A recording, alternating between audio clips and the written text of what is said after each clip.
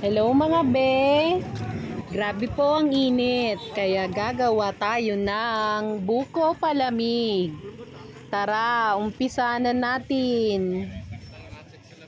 Dito po tayo sa Commonwealth Market namili ng buko. Bali po 35 pesos po ang bentahan nito. Pero natawaran ko siya ng 3 pieces tapos 100 pesos lang po.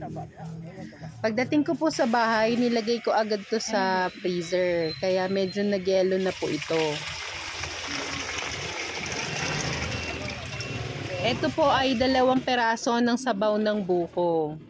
Nilagay na po natin ito sa palamigan. At ang next naman yung ating shredded na buko. Kung gusto nyo po ng ganitong mga video, please like and subscribe to our YouTube channel. Thank you and God bless! Maglalagay na po tayo ng 1/4 kilo ng wash sugar.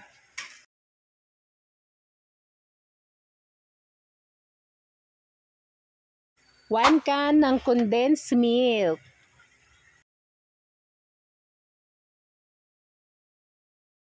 At hahaluin po natin hanggang sa matunaw na ang sugar.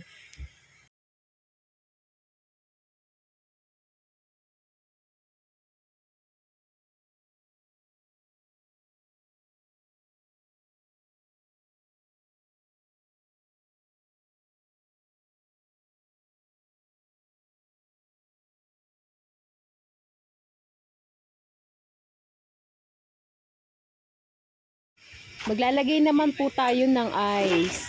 Meron po tayong video ng ating freezer. Paki-check na lang po sa description box. Maraming salamat!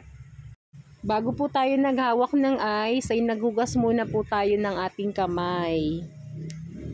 Nung one time po na namalengke po tayo sa Commonwealth Market, may nag-approach po sa akin, si Ma'am Tess ng East Fairview.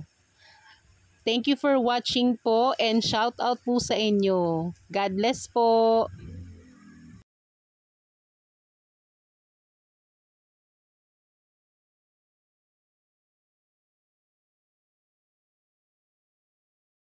Tatlong ice po yung nailagay natin.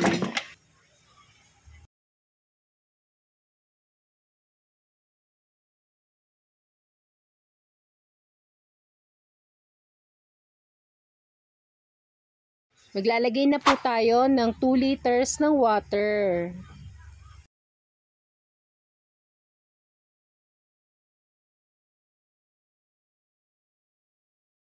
At para po masimot ang ating condensed milk, naglagay lang tayo ng konting tubig dito at hahaluin natin.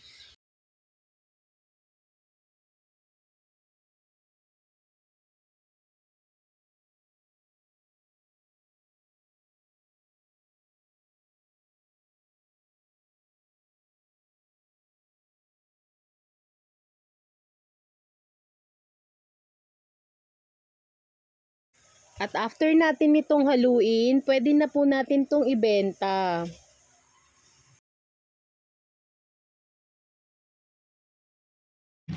Shout out po kay Mama Naomi Pionako. Thank you for watching.